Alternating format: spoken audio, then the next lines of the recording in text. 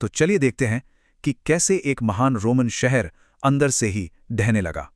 Antioch, जो कभी Roman साम्राज्य का ताज था, अब उसकी रौनक फीकी पड़ रही थी।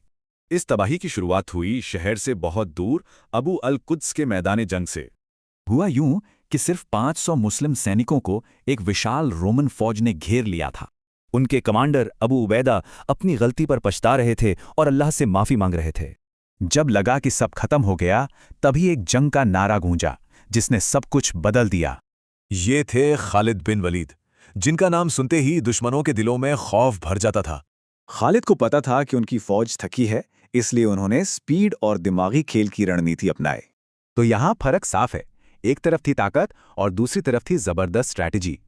रोमी दो तरफा हमले में फंस गए और अपनी ही फौज को रणभूमि में छोड़कर भाग खड़े हुए। खुद खालिद बुरी तरह जख्मी थे, पर उन्हें फिक्र कहाँ, उनके जिस्म पर नए जख्मों के लिए जगह ही नहीं थी। अब चलते हैं एंटियोक और देखते हैं कि इस हार का वहां की सियासत पर क्या असर हुआ।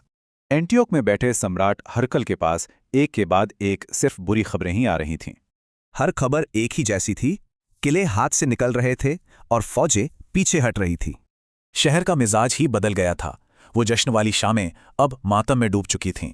मतलब ये हार सिर्फ फौजी नहीं थी, ये लोगों के दिलों दिमाग पर एक गहरा जख्म छोड़ गई। ये मायूसी जल्द ही गुस्से में बदल गई और लोगों ने सीधे अपने सम्राट को ही घेर लिया। एंटियोक की महिलाओं ने सम्राट का रास्ता रोक लिया, जो कि उस वक्त कोई सोच भी नहीं सकता था। असल में एंटियोक की ये अंदरूनी टूट पूरे रोमन साम्राज्य के पतन का एक साफ इशारा थी। तो सवाल ये उठता है कि क्या इतिहास का रुख एक अकेला काबिल लीडर बदल सकता है?